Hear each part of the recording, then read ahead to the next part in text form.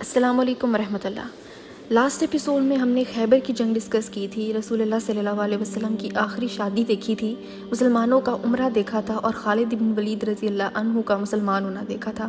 خیبر کی جنگ میں کچھ ایسا ہوا تھا جس کو مینشن کرنا ضروری ہے۔ خیبر کی جنگ کے دوران جب ایک کے بعد ایک قلعے کو فتح کیا جا رہا تھا تو اس دوران رسول اللہ صلی اللہ علیہ وسلم کھانا کھانے کے لیے بیٹھے۔ جو کھانا وہ کھانے لگے تھے وہ انہیں خیبر کے کچھ یہودیوں نے دیا تھا۔ ان یہودیوں نے جو مسلمانوں کی فتح کے بعد ان کے انڈر تھے۔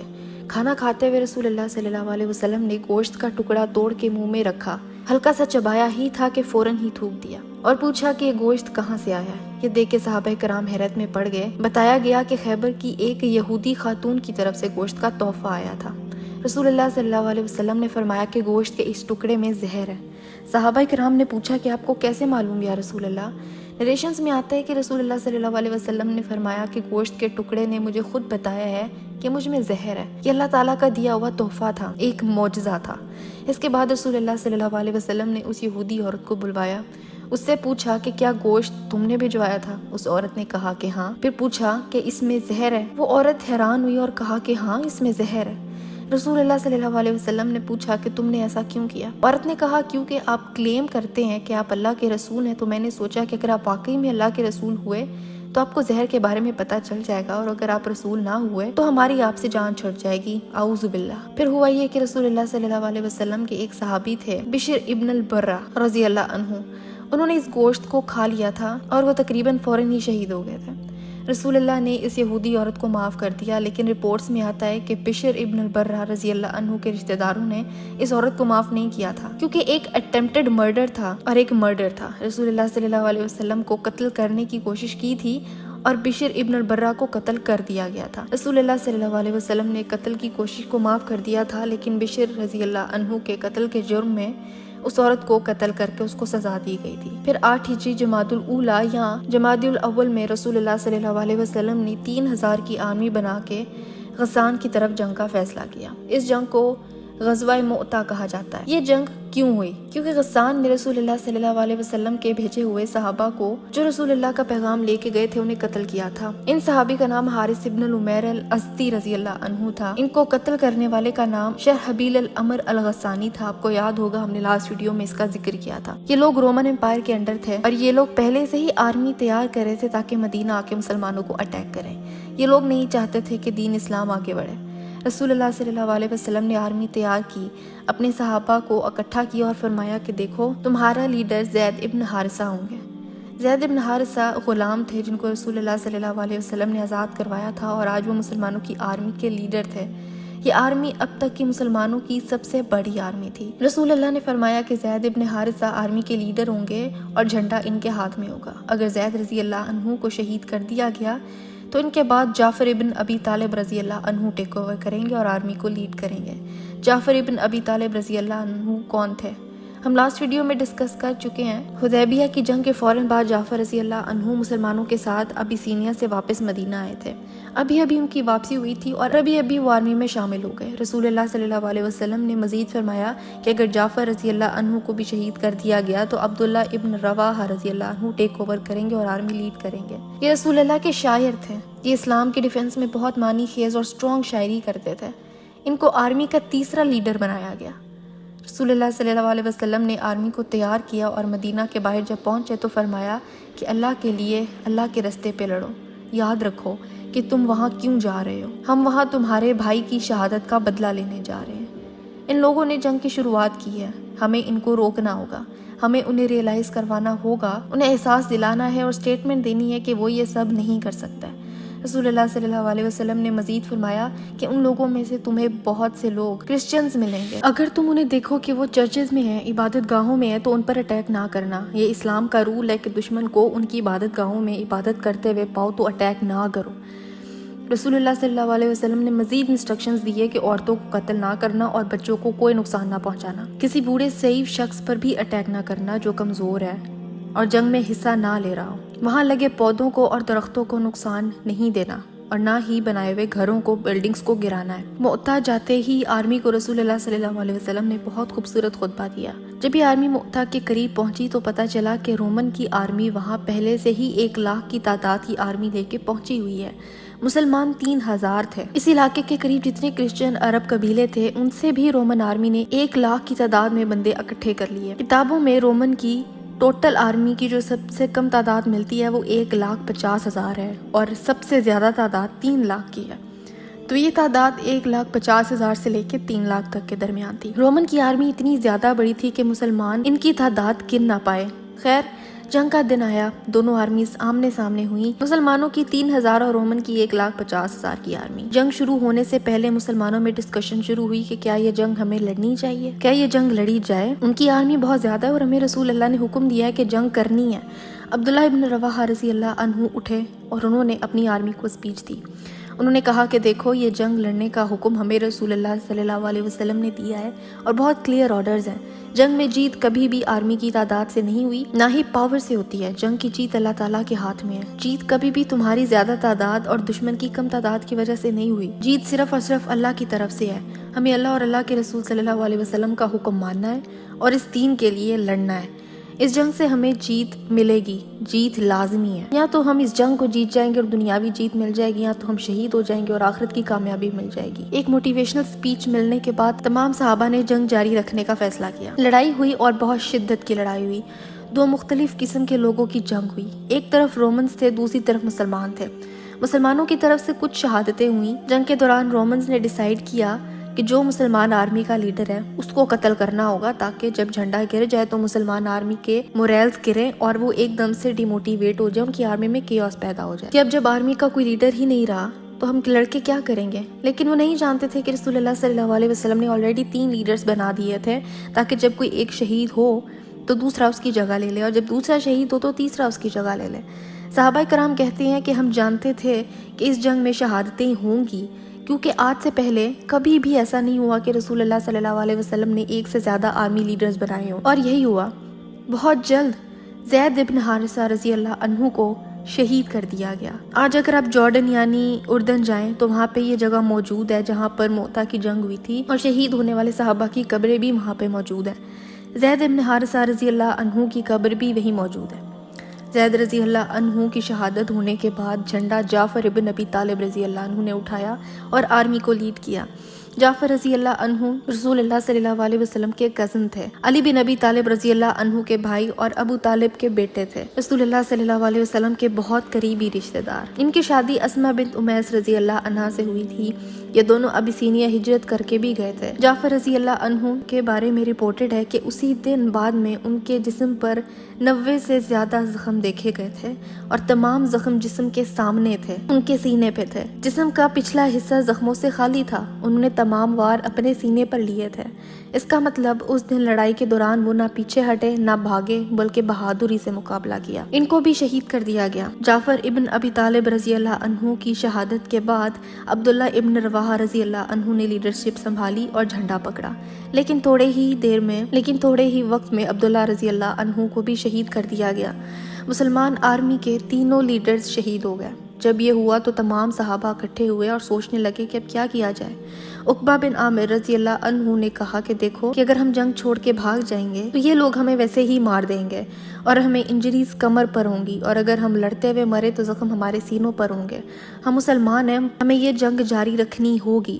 تب صحابہ کرام نے کہا کہ ہمیں ایک لیڈر کی ضرورت ہے، ہمارے 3 لیڈر شہید ہو چکے ہیں، کس کو لیڈر بنانا چاہیے؟ مسلمانوں کے درمیان اس وقت ایک نیا مسلمان تھا۔ ان صحابہ نے ابھی اسلام قبول کیا تھا، لیکن وہ کمال کے جنگجو تھے، انتہائی ذہین اور جنگ کے ٹیکٹکس کو اچھے سے سمجھتے تھے۔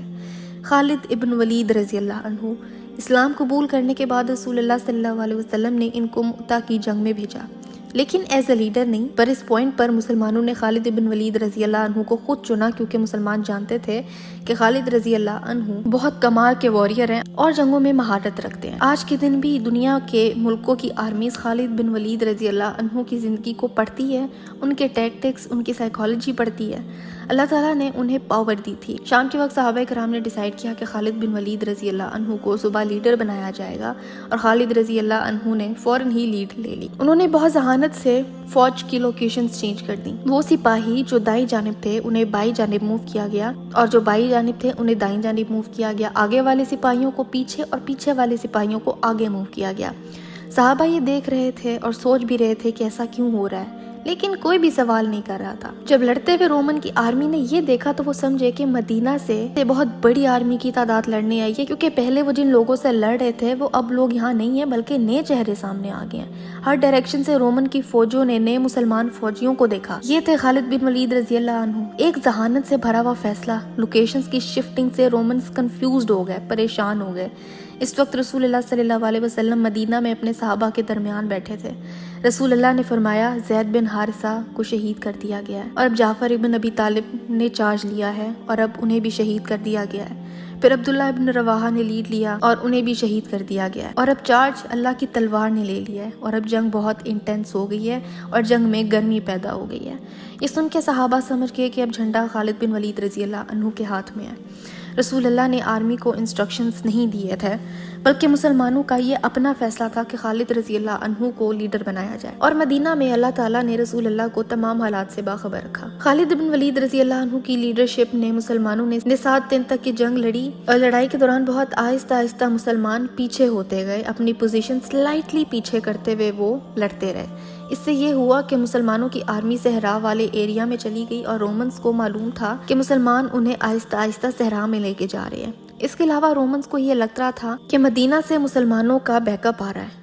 اس جنگ میں رومنز کے ہزاروں سپاہی قتل ہوئے اور مسلمانوں میں سے صرف 12 صحابہ شہید ہوئے تھے۔ پھر یہ جنگ رک گئی، کیونکہ رومنز کو صحرا میں لڑنے کا کوئی آئیڈیا نہیں تھا، نہ ہی کوئی ایکسپیرینس تھا۔ وہ سوچنے لگے کہ ہم ایسے ہی اگر صحرا میں چلے گئے تو آگے جانے کیا ہو، ایسا ہو کہ مسلمان ہمیں صحرا میں لے کے جا کے کمپلیٹلی بلاک کر دیں۔ یہ جنگ ختم ہو گئی کیونکہ رومنز نے آگے بڑھنے سے انکار کر دیا اور مسلمان آرمی واپس مدینہ آ گئی۔ جب یہ مدینہ پہنچے تو مدینہ کے کچھ لوگوں نے کہنا شروع کر دیا یا فرار، اے جنگ سے بھاگنے والوں۔ کچھ لوگ کہنے لگے کہ تم لوگ جنگ سے بھاگ کے آئے ہو، تمہیں آگے جانا چاہیے تھا۔ رسول اللہ نے یہ سنا اور فوراً فرمایا بل ہم القرار انشاءاللہ تعالی، نہیں یہ لوگ بھاگنے والے نہیں ہیں بلکہ یہ وہ لوگ ہیں جو واپس جائیں گے انشاءاللہ۔ یہ کہنا کہ مسلمان بھاگ آئے تھے بہت ہی غلط ججمنٹ ہے۔ یہ جنگ کی اسٹریٹجی تھی۔ مسلمانوں نے ایک سٹیٹمنٹ بنائی تھی۔ مسلمانوں کی آرمی کی تعداد دیکھی جائے تو رومن آرمی کی تعداد کا فریکشن بھی نہیں تھی، لیکن پھر بھی اگر رومنز میں مرنے والوں کی تعداد دیکھی جائے تو 1000 سے زیادہ کے رومنز اور 12 شہداء۔ اس سے یہ صاف پتہ چلتا ہے کہ مسلمان اس جنگ میں برتر تھے۔ نمبرز کو دیکھ کے اگر حساب لگایا جائے، اگر دونوں سائڈز پر آرمی کی تعداد ایک جیسی ہوتی تو جیتتا کون؟ مسلمان۔ خالد بن ولید رضی اللہ عنہ کو اس دن کے بعد سے سیف اللہ کہا جانے لگا، یعنی اللہ کی تلوار۔ بکس میں آتا ہے کہ خالد بن ولید رضی اللہ عنہ شہید نہیں ہوئے تھے، وہ بہت سی جنگوں میں جانے کے بعد بھی شہید نہیں ہوئے۔ اگر وہ جنگ میں شہید ہوتے تو لوگ کہتے کہ اللہ کی تلوار ٹوٹ گئی ہے۔ خالد رضی اللہ عنہ کی وفات ان کے بستر پر ہوئی تھی۔ اب ہم بات کرتے ہیں اسما بن امیس کی، جو کہ جعفر رضی اللہ عنہ کی بیوی تھی۔ جعفر رضی اللہ عنہ کے بارے میں رسول اللہ نے فرمایا کہ جعفر کو اللہ تعالیٰ نے 2 پر دے دی ہیں جس سے وہ جنت میں اڑتے پھر رہے ہیں۔ یہ صحیح حدیث ہے۔ جنگ سے واپس مسلمان آرمی کے مدینہ واپس آنے سے پہلے ہی اسما بنت امیس رضی اللہ عنہ نے رسول اللہ سے پوچھا کہ آپ کو جعفر کی کوئی خبر ملی؟ رسول اللہ نے فرمایا کہ ہاں، جعفر کو شہید کر دیا گیا ہے۔ اسما رضی اللہ عنہا رونے لگیں۔ اسما رضی اللہ عنہا اور جعفر رضی اللہ عنہ یہ میاں بیوی ایک دوسرے کے بہت قریب تھے۔ یہ دونوں ابسینیا ہجرت کر کے گئے تھے، جن دونوں نے اکٹھے ہجرت کی تھی، مشکلات برداشت کی تھی، واپس اکٹھے مدینہ آئے۔ رپورٹس میں آتا ہے کہ جب اسما رضی اللہ عنہا کی عدت پوری ہو گئی تو ابو بکر صدیق رضی اللہ عنہ نے اپنا پروپوزل بھجوایا اور ان سے شادی کر لی۔ ان دونوں کا ایک بیٹا بھی پیدا ہوا جن کا نام محمد بن ابی بکر رضی اللہ عنہ تھا۔ ابو بکر رضی اللہ عنہ کی وفات کے بعد علی بن ابی طالب رضی اللہ عنہ نے اپنا پروپوزل ان کے لیے بھیجا تھا اور ان کی شادی ان سے ہو گئی تھی۔ ان دونوں کے ملٹیپل بچے بھی پیدا ہوئے تھے۔ یہ تھیں اسما بنت امیس رضی اللہ عنہا۔ ان کی سٹوری کا یہاں مینشن کرنا اس لیے ضروری تھا تاکہ صحابہ کرام کو دیکھا جائے۔ صحابہ کرام رضی اللہ عنہ جب شادی کرتے تھے تو خواہشات کی بیس پر نہیں کرتے تھے، وہ اس لیے کرتے تھے تاکہ صحابیات کو پروٹیکشن دی جا سکے۔ خیر، جیسے ہی مسلمانوں کی آرمی مؤتہ سے واپس مدینہ آئی تو رسول اللہ نے فوراً ہی عمر ابن العاص رضی اللہ عنہ کے ساتھ 300 کی آرمی بھیجی تاکہ قداء کے لوگوں سے نمٹ سکیں۔ قداء کے لوگ کون تھے؟ یہ لوگ وہ لوگ تھے جنہوں نے رومنز کی آرمی کے ساتھ مل کے مسلمانوں کے خلاف جنگ میں حصہ لیا تھا۔ اس جنگ کو دھات السلاسل کہتے ہیں، کیونکہ جس جگہ یہ جنگ ہوئی تھی اس جگہ کو زنجیروں کی جگہ کہا جاتا ہے۔ زنجیر کو سلاسل کہتے ہیں۔ رومنز کیا کیا کرتے تھے؟ جب ان کے لوگوں میں سے کوئی گروہ ایسا ہوتا تھا جو جنگ نہیں لڑنا چاہتا تھا تو ان لوگوں کو زنجیروں سے باندھ کے فرنٹ پر کھڑا کر دیتے تھے تاکہ لوگ بھاگ نہ جائیں۔ یہ بہت غلط حرکت تھی. آپ لوگوں کو زبردستی جنگ میں نہیں بھیج سکتے. ایک جنگجو ہی ہوتا ہے. جب عمر ابن العاص رضی اللہ عنہ 300 کی آرمی کے ساتھ یہاں پہنچے تو دیکھا کہ رومنز کی بھی آرمی وہاں موجود ہے جو کہ کافی زیادہ تعداد میں تھی. تو عمر رضی اللہ عنہ نے مدینہ سے مدد بلوائی. تو رسول اللہ نے ابو عبیدہ ابن الجراح رضی اللہ عنہ کو 200 کی آرمی کے ساتھ مدینہ سے بھیجا.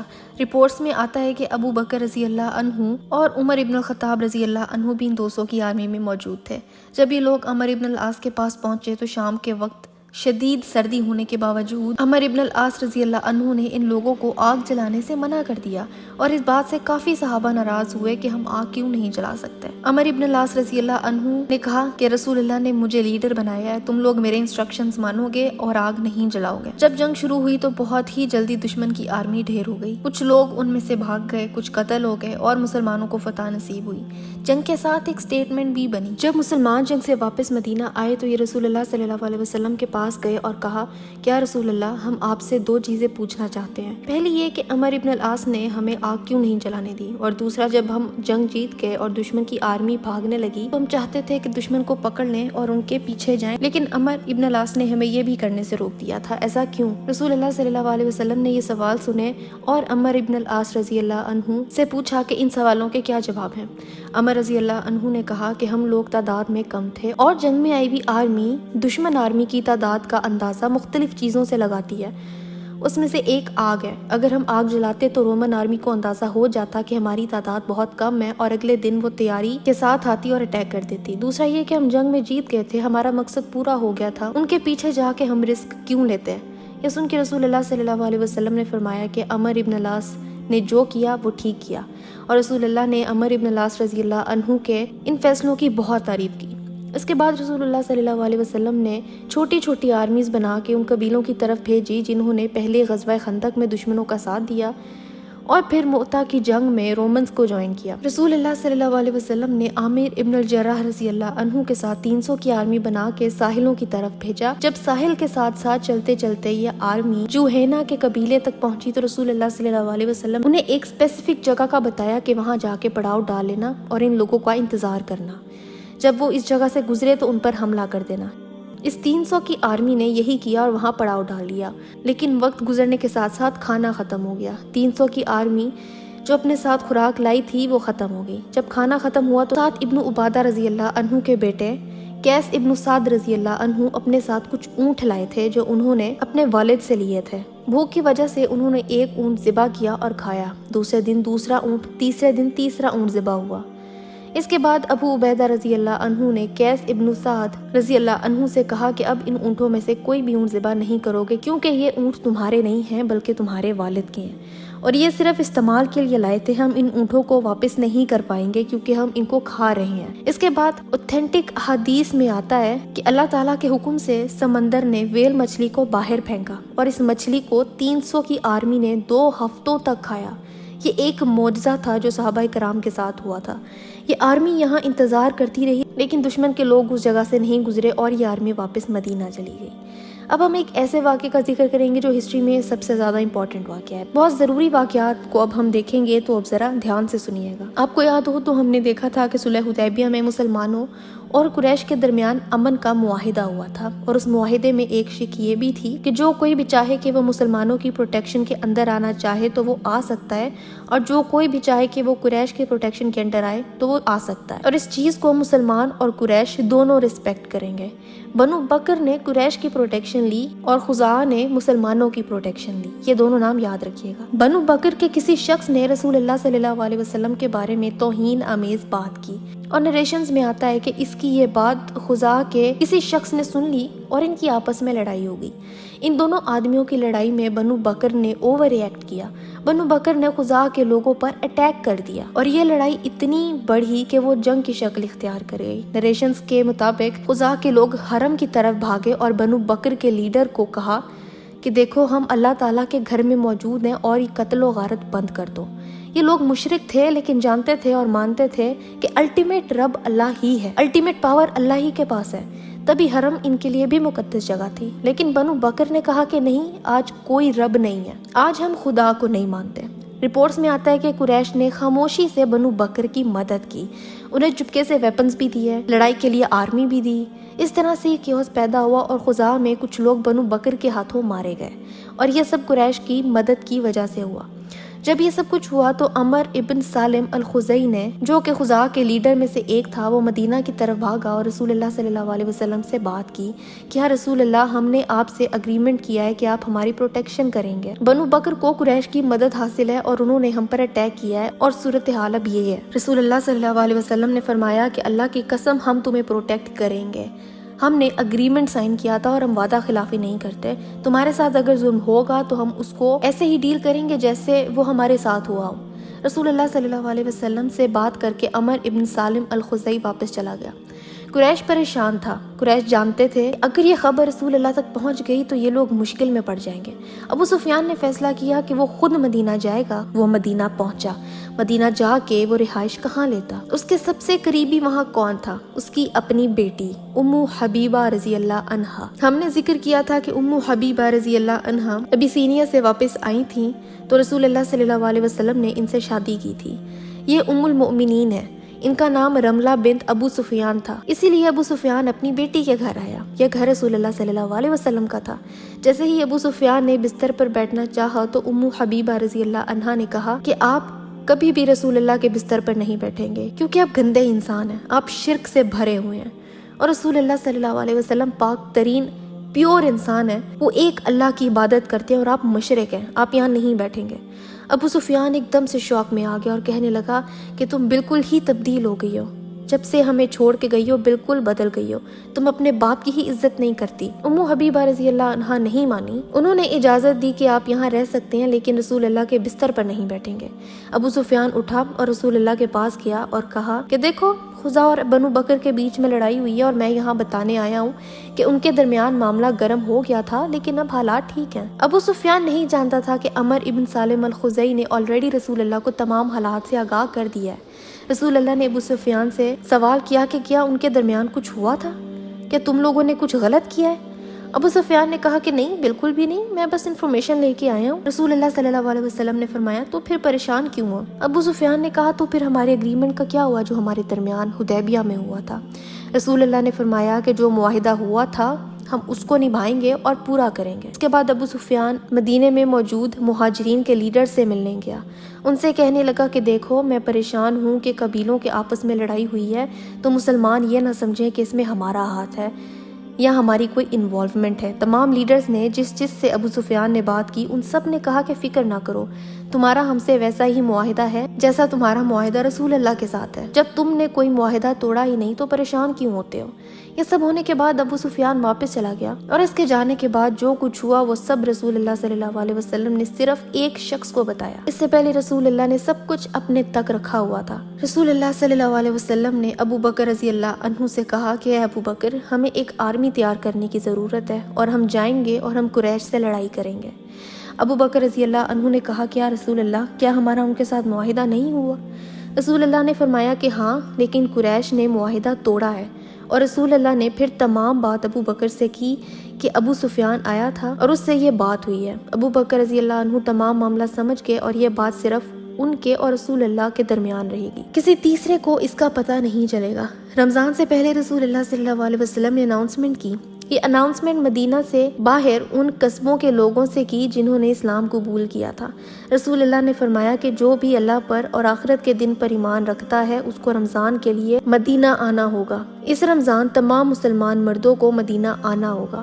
اس اناؤنسمنٹ کے بعد تمام قبیلوں کے لوگ مدینہ پہنچ گئے اور تمام مسلمان اکٹھے ہوئے تو رسول اللہ نے سب کو ایک جگہ جمع کیا اور کہا کہ ہم جنگ کی تیاری کر رہے ہیں، لیکن یہ نہیں بتایا کہ جنگ کس کے ساتھ ہوگی۔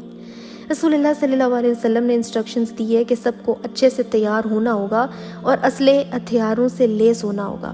اس کے بعد رسول اللہ صلی اللہ علیہ وسلم نے مختلف چھوٹی چھوٹی آرمیز مختلف جگہوں پر بھیجی تاکہ کسی کو پتہ نہ چل سکے کہ اصل میں جنگ کس کے ساتھ ہو رہی ہے۔ رمضان شروع ہوا تو رمضان کے آلموسٹ درمیان میں رسول اللہ صلی اللہ علیہ وسلم نے جنگ کرنے کے لیے پروسیڈ کیا۔ رسول اللہ نے 10,000 کی آرمی تیار کی تھی جس میں صحابہ کرام ہیویلی آرمڈ تھے، اسلحے اور ہتھیاروں سے لیس تھے۔ ان 10,000 صحابہ کو نہیں پتا تھا کہ رسول اللہ انہیں کس کے ساتھ جنگ پہ لے جا رہے ہیں۔ وہ اللہ اور اس کے رسول کی اطاعت کر رہے تھے۔ صرف ابو بکر رضی اللہ عنہ کو علم تھا اور رسول اللہ کو۔ رسول اللہ صلی اللہ علیہ وسلم نے اللہ سے بہت ساری دعائیں کی۔ رسول اللہ کی دعا یہ تھی کہ اللہ یہ جنگ قریش کے لیے حیرت کا باعث بنے۔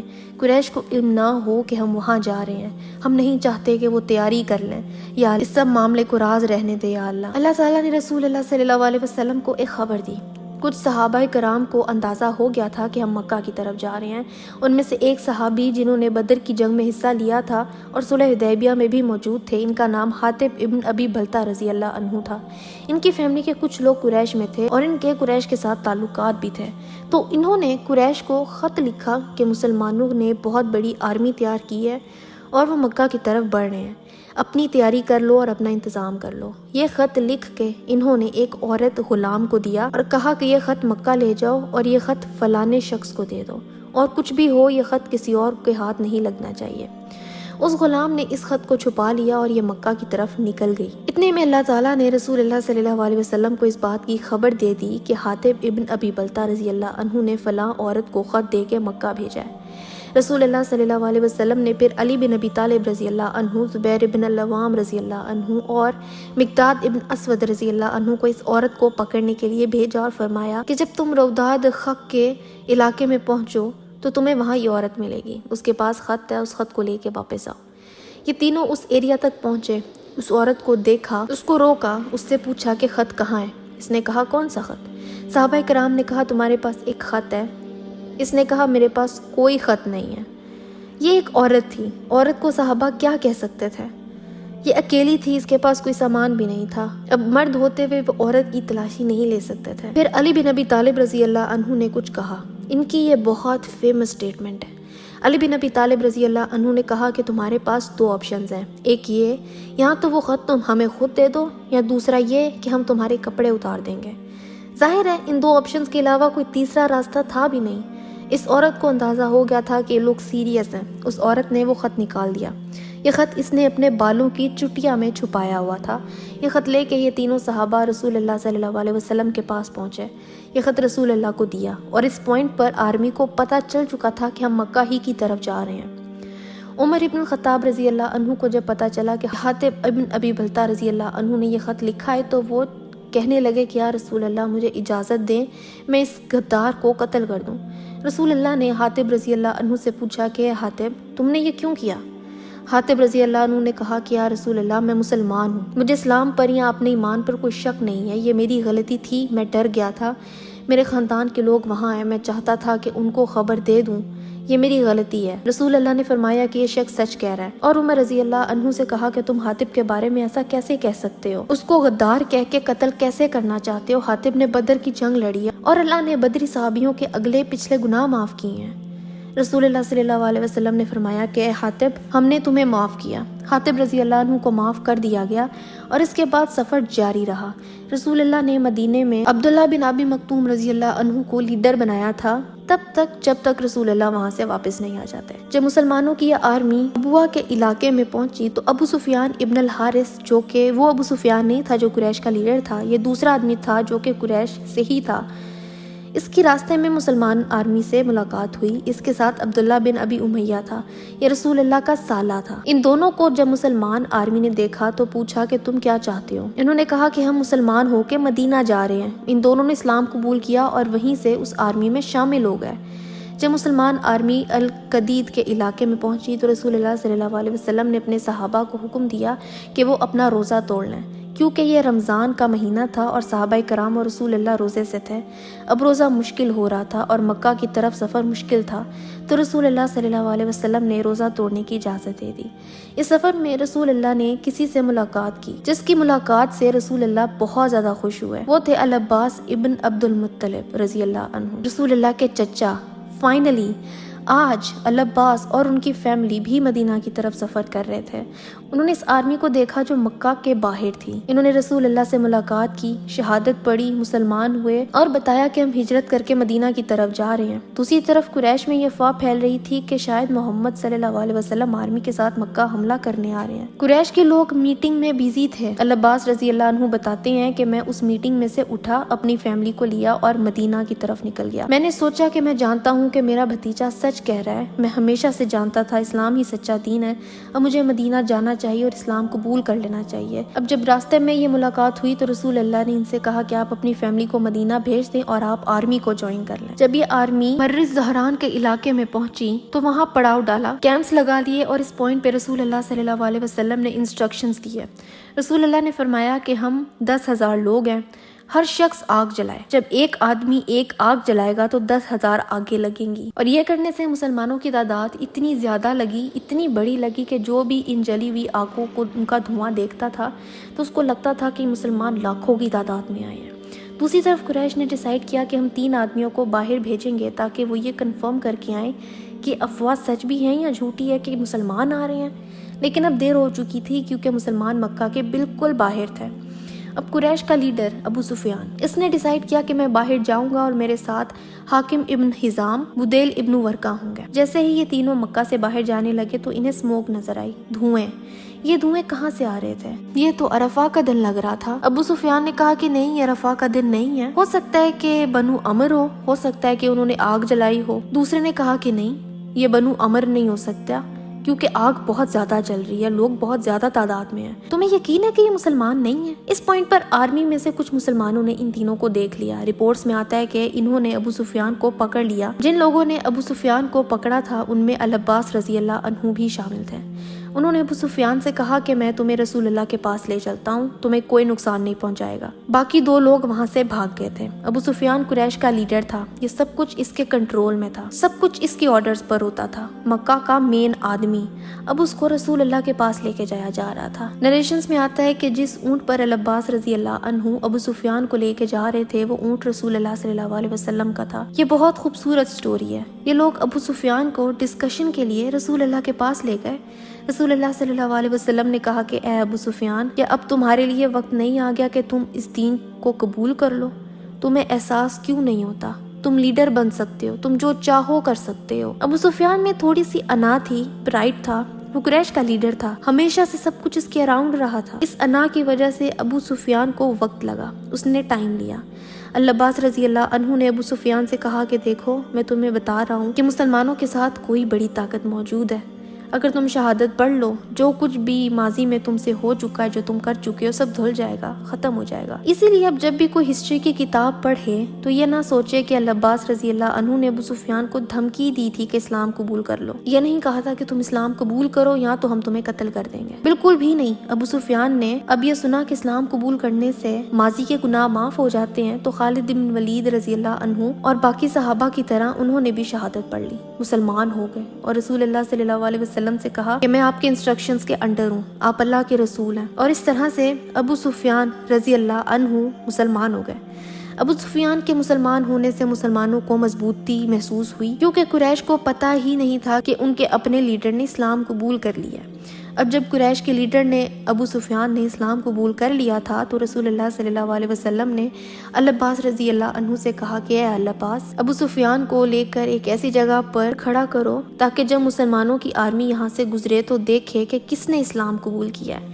مسلمان آرمی کے لوگ صحابہ کرام وہاں سے گزرتے، ابو سفیان کو دیکھتے اور خوشی سے تکبیر پڑھتے۔ یہ سب ایکسائٹڈ تھے۔ العباس نے رسول اللہ صلی اللہ علیہ وسلم سے کہا کہ یا رسول اللہ، ابو سفیان لیڈر ہے، آپ اسے کچھ ایسا کیوں نہیں کہتے، ایسے الفاظ جو کہ اس کے مقام کو بڑھائیں اور اس کے دل کو مضبوط کریں۔ مکہ کی طرف مارچ کرتے ہوئے رسول اللہ صلی اللہ علیہ وسلم نے فرمایا کہ جو بھی ابو سفیان کے گھر میں داخل ہوگا اس کو بچا لیا جائے گا، ہم اس کو نقصان نہیں پہنچائیں گے۔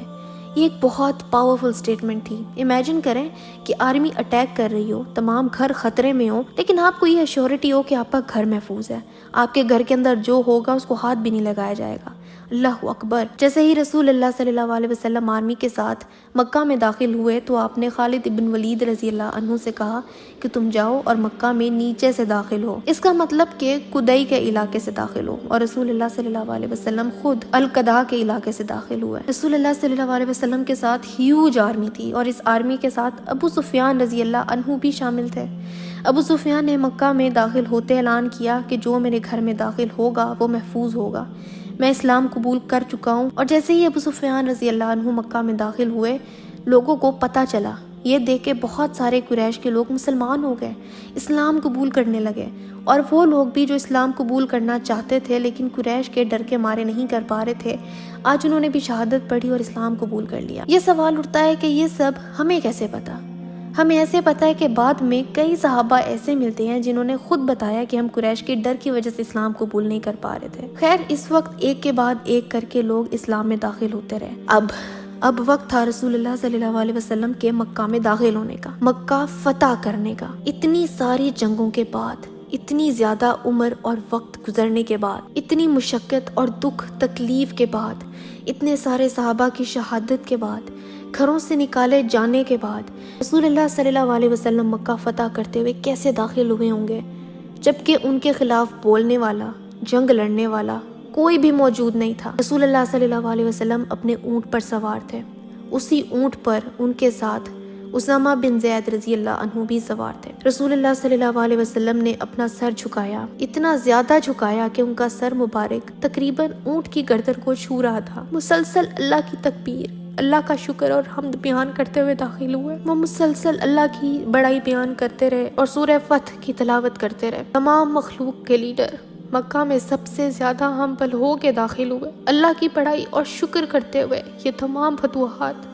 اللہ ہی کی طرف سے ہیں۔ لوگ دیکھ رہے تھے کہ محمد ابن عبداللہ، جن کو قریش کے لوگ ایک جنگجو سمجھتے تھے، وحشت ناک سمجھتے تھے، جب ان لوگوں نے دیکھا کہ رسول اللہ صلی اللہ علیہ وسلم مکہ میں اس طرح سے داخل ہو رہے ہیں کہ وہ مسلسل نیچے دیکھ رہے ہیں، ان کی نگاہیں جھکی ہوئی ہیں، وہ اکڑ کے لوگوں کو نہیں دیکھ رہے، وہ ہمبل ہیں، وہ ان سب کو اپوزٹ ہے جو لوگوں نے ان کو ان کے بارے میں بتایا تھا، جو لوگوں کو سکھایا گیا تھا۔ رسول اللہ صلی اللہ علیہ وسلم کو ایز اے لیڈر اس طرح دیکھ کے لوگ بے اختیار اسلام میں داخل ہوتے رہے، شہادت پڑھتے رہے، مسلمان ہوتے رہے۔ آج تک قریش کے لوگوں نے جو لیڈرز دیکھے تھے وہ رسول اللہ صلی اللہ علیہ وسلم ان سب کے بالکل اپوزٹ تھے۔ رسول اللہ کے صحابہ ان کے گرد موجود تھے، لیکن پھر بھی رسول اللہ وہاں موجود سب سے زیادہ عاجز شخص تھے۔ رسول اللہ مکہ میں داخل ہوئے اور کچھ نام لیے، اناؤنس کیا کہ یہ لوگ فوراً قتل کیے جائیں گے کیونکہ یہ لوگ مجرم ہیں، ان لوگوں نے انسانیت کے خلاف جرم کیے ہیں، یہ لوگ کرمنلز ہیں۔ اس کے علاوہ کسی بھی مسلمان کو نقصان نہیں پہنچایا جائے گا، نہ ہی ان کو جو ابو سفیان کے گھر انٹر ہوں گے، نہ ان سے لڑائی ہوگی جو اپنے گھروں کے اندر موجود ہیں۔ آج جن کے گھروں کے دروازے بند ہوں گے ہم ان سے نہیں لڑیں گے، جو کوئی مسجد میں داخل ہوگا ہم اس سے نہیں لڑیں گے، جو اپنی تلوار گرا دے گا ہم اس سے نہیں لڑیں گے۔ یہ سب حیرت انگیز تھا۔ This was amazing. قریش نے آج سے پہلے یہ سب کچھ نہیں دیکھا تھا، نہ سنا تھا۔ سب ایک دوسرے سے ڈسکس کرنے لگے کہ ہم یہ کریں گے، ہم وہ کریں گے۔ پھر رسول اللہ صلی اللہ علیہ وسلم نے نام بتایا اور کہا کہ ان لوگوں کو ہرگز نہیں چھوڑنا، یہ لوگ جہاں نظر آئیں ان کو مار دیا جائے۔ ان لوگوں کے نام کیا تھے؟ عبداللہ ابن سعد ابی سرح، اکرمہ بن ابی جہل، صفوان ابن امیہ، حبار ابن الاسود، الحارث ابن ہشام، زہیر ابن ابی امیہ، کعب ابن زہیر، وحشی وہ غلام تھا جس نے حمزہ رضی اللہ عنہ کو شہید کیا تھا، ہند بنت عتبہ۔ ان لوگوں کو جہاں ملے مارنے کا آرڈر مل گیا۔ لوگ یہ سن کے پریشان ہو گئے۔ آگے جا کے ہم ڈیٹیل سے دیکھیں گے کہ ان کا جرم کیا تھا۔ خیر، یہ فتح مکہ 8 ہجری 22 رمضان کو ہوئی۔ رسول اللہ صلی اللہ علیہ وسلم نے مکہ کو 22 رمضان کو فتح کیا تھا۔ رسول اللہ نے الحجون میں کیمپ ڈالا اور وہاں ریسٹ کیا۔ رسول اللہ صلی اللہ علیہ وسلم کے ساتھ ان کی ایک بیوی میمونہ بنت الحارث رضی اللہ عنہا اور دوسری بیوی ام سلمہ رضی اللہ عنہا تھیں۔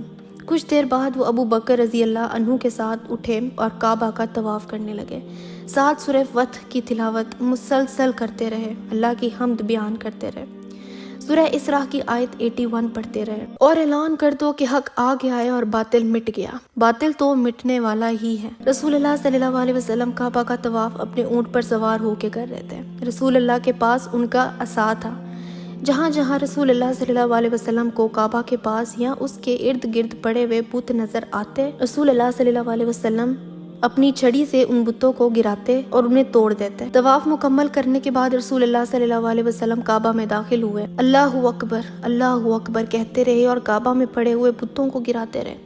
قریش یہ سب کچھ کھڑا دیکھتا رہا۔ رسول اللہ صلی اللہ علیہ وسلم نے ابھی تک ان سے کوئی بات نہیں کی تھی۔ مسلمان مکہ میں بغیر کسی جنگ کے داخل ہوئے۔ خالد بن ولید رضی اللہ عنہ جب قدئی سے داخل ہوئے تو انہوں نے کچھ لوگوں سے لڑائی کی جو انہیں انٹر ہونے سے روکنا چاہتے تھے۔ اس لڑائی میں رپورٹس میں آتا ہے کہ 2 صحابہ شہید ہوئے تھے، لیکن تمام مسلمان مکہ میں داخل ہو چکے تھے اور سب کعبہ کے گرد کھڑے تھے۔ تمام لوگ رسول اللہ کو کعبہ کے اندر تکبیر پڑھتے ہوئے ان بتوں کو گراتے توڑتے دیکھ رہے تھے۔ کعبہ میں موجود 360 بتوں کو توڑنے کے بعد رسول اللہ صلی اللہ علیہ وسلم جب کعبہ سے باہر آئے تو اس زمانے میں یہ پہلی بار ایسا ہوا تھا کہ کعبہ کو پاک کیا گیا تھا، بتوں سے، شرک سے پاک۔ اس کے بعد رسول اللہ صلی اللہ علیہ وسلم نے قریش میں اناؤنسمنٹ کی۔ قریش دیکھ رہے تھے، قریش کے لوگ جانتے تھے کہ انہوں نے رسول اللہ کے ساتھ کیا کیا سلوک کیا تھا، صحابہ کے ساتھ کیا سلوک کیا تھا، مسلمانوں کے ساتھ کیا کیا تھا، انہیں کون سی تکلیف تھی جو نہیں پہنچائی گئی تھی، کون سا ٹارچر تھا جو انہیں نہیں کیا گیا تھا، ان لوگوں نے کون سا ظلم تھا جو مسلمانوں پہ نہ کیا ہو۔ ان کو علم تھا، ان کو سب یاد تھا۔ رسول اللہ صلی اللہ علیہ وسلم نے فرمایا، اے قریش، تمہیں کیا لگتا ہے میں آج کے دن تمہارے ساتھ کیا کروں گا؟ اس سوال سے قریش کے دماغ میں سب کچھ چلنے لگا جو انہوں نے کیا تھا۔ انہوں نے مسلمانوں کو شہید کیا تھا۔ مسلمانوں کی فیملیز میں کم سے کم ایک ایسا فرد ضرور تھا جو مسلمان ہونے کی وجہ سے شہید کیا گیا تھا۔ یہ جانتے تھے کہ ان سے بدلہ لینے کا وقت آ چکا ہے۔ مسلمان چاہیں تو سب کو قتل کروا دیں، قید کر دیں یا غلام بنا لیں۔ ان لوگوں نے رسول اللہ صلی اللہ علیہ وسلم پر کئی بار حملہ کیا۔ رسول اللہ آج اپنے ان دشمنوں کو دیکھتے ہوئے پوچھ رہے تھے کہ تمہیں کیا لگتا ہے کہ میں تمہارے ساتھ کیا کروں گا؟ قریش کے لوگ کہنے لگے کہ ہمیں آپ سے اچھے کی امید ہے، آپ اچھے انسان ہیں، آپ کے والد اچھے انسان تھے۔ رسول اللہ صلی اللہ علیہ وسلم نے فرمایا کہ جاؤ، آج تم سب لوگ آزاد ہو، کسی کو کوئی سزا نہیں دی جائے گی، آج کے دن کوئی بدلہ نہیں ہے، ہم بدلہ لینے والے نہیں ہیں، سب کچھ چلا گیا اور مٹا دیا گیا، تم اب آزاد لوگوں کے طور پر جا سکتے ہو اور ہم یہاں مکہ میں ہی ہیں۔ سبحان اللہ، یہ اس دنیا کی پوری ہسٹری میں دی جانے والی سب سے زیادہ پاورفل سپیچ تھی جو فتح مکہ کے موقع پہ رسول اللہ نے قریش کے لوگوں کو دی تھی کہ جاؤ تم سب آزاد ہو۔ صرف اسی سٹیٹمنٹ نے مزید کتنے سارے لوگوں کو مسلمان کیا تھا۔ انہوں نے دیکھا کہ ہم نے ان لوگوں کے ساتھ اتنی زیادتی کی، انہیں اتنی اذیتیں دی، اور اب جب یہ ہم سے بدلہ لے سکتے تھے، ہمیں قتل کر سکتے تھے، ہمیں اذیت دے سکتے تھے، انہوں نے ہمیں معاف کر دیا۔ صرف اس بات نے کتنے لوگوں کا دل اسلام کے لیے کھولا۔ وہ سمجھ گئے تھے کہ رسول اللہ صلی اللہ علیہ وسلم ان لیڈرز جیسے نہیں ہیں جو آج تک انہوں نے دیکھے تھے۔ یہ رسول اللہ صلی اللہ علیہ وسلم کا کردار اور طرز عمل تھا، لیڈرشپ تھی جس نے لوگوں کو اسلام میں داخل کیا، نہ کہ تلوار نے۔ اس کے بعد معاویہ بن ابی سفیان نے رسول اللہ صلی اللہ علیہ وسلم کے ہاتھ پر بیعت کی۔ پھر ابو بکر رضی اللہ عنہ کے والد ابو قحافہ نے بھی رسول اللہ کی بیعت لی۔ اسی طرح ایک کے بعد ایک کر کے مرد آتے رہے اور بیعت لیتے رہے۔ ایک شخص رسول اللہ صلی اللہ علیہ وسلم کے سامنے جب بیعت لینے آیا تو وہ کانپ رہا تھا۔ رسول اللہ نے اس کو دیکھا اور فرمایا کہ تم پریشان کیوں ہوتے ہو؟ میں بادشاہوں کی طرح نہیں آیا، میں وہ آدمی ہوں جس کی والدہ قریش سے تھی، انہوں نے بھی وہی کھانا کھایا تھا جو تم نے اور تمہاری والدہ نے کھایا تھا، ہم نے تمہیں معاف کر دیا۔ رسول اللہ صلی اللہ علیہ وسلم کسی اکڑے ہوئے انا پرست بادشاہ کی طرح مکہ نہیں آئے تھے، بلکہ انتہائی عاجزی سے اللہ کی حمد بیان کرتے ہوئے مکہ کو فتح کیا تھا۔ اسی طرح عورتوں نے بھی بیعت لی تھی۔ اس کے بعد رسول اللہ صلی اللہ علیہ وسلم نے بلال ابن رباح رضی اللہ عنہ کی طرف دیکھا، وہی بلال جن پر مکہ میں مسلمان ہونے کی وجہ سے انتہا کے ظلم کیے گئے تھے۔ رسول اللہ صلی اللہ علیہ وسلم نے بلال رضی اللہ عنہ سے کہا کہ اے بلال، کعبہ کے اوپر چڑھو اور اذان دو۔ بلال رضی اللہ عنہ نے کعبہ پہ چڑھ کے اذان دی۔ سبحان اللہ، یہ وہ مکہ تھا جہاں لوگ مسلمان ہونے کا اعلان بھی نہیں کرتے تھے، اور آج یہ وقت ہے کہ اذان دی جا رہی ہے۔ یہ وہ لمحہ تھا جب ہسٹری میں ایک نیا چیپٹر شروع ہوا تھا، ایک نیا دور کا آغاز ہوا تھا۔ اللہ تعالیٰ کا دین، اس کا نظام آج مکہ میں آ چکا تھا۔ رسول اللہ صلی اللہ علیہ وسلم نے اپنے صحابہ سے کہا کہ ان لوگوں کو ڈھونڈا جائے جن کے نام رسول اللہ نے دیے تھے۔ سب سے پہلے صحابہ عبداللہ ابن سعد ابن سر کو ڈھونڈنے نکلے۔ جب ڈھونڈا تو وہ اپنے فرسٹ کزن کے گھر تھا، عثمان ابن عفان رضی اللہ عنہ۔ ان سے اس نے کہا کہ مجھے یہاں پناہ دے دو، میں نے سنا ہے کہ میرا نام ان لوگوں میں ہے جنہیں قتل ہونا ہے۔ عثمان رضی اللہ عنہ نے اس کو پناہ دی اور میک شور کیا کہ کسی کو نظر نہ آئے۔ بعد میں عثمان رضی اللہ عنہ اس کو لے کے رسول اللہ کے پاس گئے اور کہا کہ یا رسول اللہ، میں اس آدمی کو آپ کے پاس لایا ہوں، یہ اسلام میں داخل ہونا چاہتا ہے۔ عبداللہ ابن سعد ابن سر نے شہادت پڑھی، مسلمان ہوئے، اور اس کے بعد ان کا نام کرمنلز کی لسٹ میں سے ہٹ گیا۔ اس کے بعد اکرمہ ابن ابی جہل کو ڈھونڈنا شروع کیا۔ یہ ابو جہل کا بیٹا تھا۔ جب مسلمان مکہ داخل ہوئے تو اکرمہ مکہ سے بھاگ گیا اور اپنی فیملی سے کہا کہ میں کشتی میں سوار ہو جاؤں گا اور جہاں کشتی لے جائے گی وہاں چلا جاؤں گا۔ میں اگر مسلمانوں کے ہاتھ لگ گیا تو جو کچھ میں نے کیا ہے وہ لوگ مجھے نہیں چھوڑیں گے۔ امو حاکم بنت الحارث یہ اکرمہ کی بیوی تھی۔ جب اس نے دیکھا کہ رسول اللہ صلی اللہ علیہ وسلم نے سب کو معاف کر دیا ہے اور جو اسلام قبول کر رہے ہیں اس کے کرائمز بھی معاف ہو رہے ہیں، تو یہ بھاگ کے اکرمہ کے پیچھے گئی، اس کو راستے میں روکا اور بتایا کہ رسول اللہ صلی اللہ علیہ وسلم بہت جینرس ہیں، وہ سب کو معاف کر رہے ہیں، وہ بدلہ نہیں لے رہے، تم واپس چلو، تمہیں کوئی ہاتھ بھی نہیں لگائے گا۔ یہ سن کے اکرمہ شاکڈ ہوا اور اپنی بیوی کے ساتھ جب یہ رسول اللہ صلی اللہ علیہ وسلم کے پاس حاضر ہوا تو رسول اللہ نے اس کو دیکھا اور سمجھ گئے کہ یہ اسلام قبول کرنے آیا ہے۔ رسول اللہ نے اکرمہ کو دیکھا، مسکرائے اور کہا کہ آؤ اکرمہ آؤ، ہم تمہارا ہی انتظار کر رہے تھے، آ جاؤ۔ اکرمہ نے اسلام قبول کیا، شہادت پڑھی، مسلمان ہوئے اور پھر صحابہ کرام میں ایک پاورفل صحابی بنے۔ ان کو رسول اللہ صلی اللہ علیہ وسلم سے بہت پیار تھا۔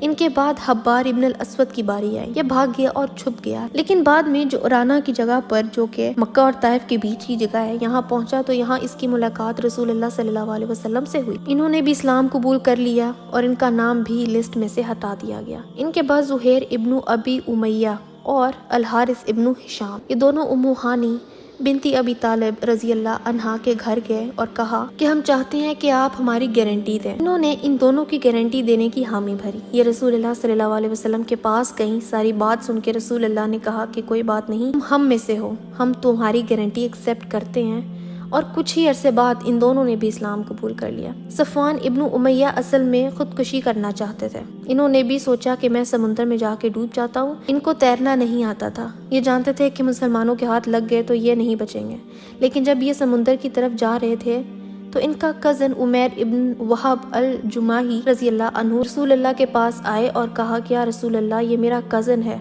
کیا اس کو تھوڑی چھوٹ نہیں مل سکتی؟ کیا تھوڑا وقت نہیں مل سکتا کہ یہ یہاں پہ آئے اور سب حالات دیکھے اور آپ کی بات سنے؟ رسول اللہ صلی اللہ علیہ وسلم نے کہا کہ ٹھیک ہے، کوئی بات نہیں، اس کو واپس لے آؤ۔ عمیر رضی اللہ عنہ نے کہا یا رسول اللہ، آپ کیا کوئی مجھے ایسا ثبوت دے سکتے ہیں جو میں صفوان کو دکھا سکوں اور ثابت کروں کہ آپ سے میری بات ہوئی ہے؟